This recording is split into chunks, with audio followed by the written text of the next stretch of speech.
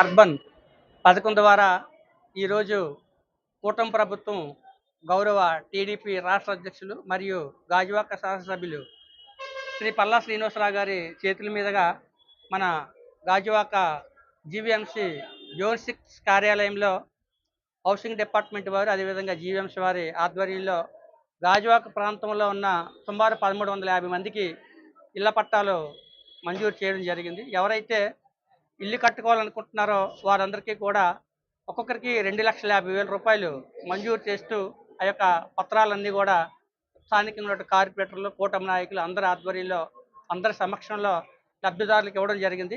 ప్రధానమంత్రి శ్రీ నరేంద్ర మోదీ గారు గత 11 ఏళ్లలో అన్ని సంక్షేమ కార్యక్రమాలు దేశాభివృద్ధి చేస్తున్నారు. ముఖ్యంగా ఎవరికైతే ఇల్లు లేదో ప్రధానమంత్రి ఆవాస్ యోజన పథకం ద్వారా ఇప్పటికే భారతదేశంలో ఉన్న 4 కోట్ల మందికి ఇల్లులు కేటాయించడం జరిగింది.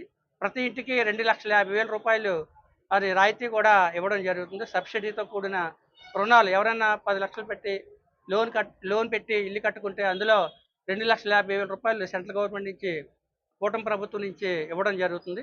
అదేవిధంగా ఇప్పటివరకు తెల్ల రేషన్ కార్డు ఉండి ఇల్లు లేని మహిళల పేరు మీద వాళ్ళకి సిటీ లిమిట్స్లో అయితే ఒక ఇల్లు కట్టుకుంటే 2,50,000 రూపాయలు, స్థలం కూడా లేకపోతే వాళ్ళకి గత ప్రభుత్వం వైఎస్ఆర్సీపీ వాళ్ళు కేవలం 1 సెంటు మాత్రమే ఇచ్చేవారు.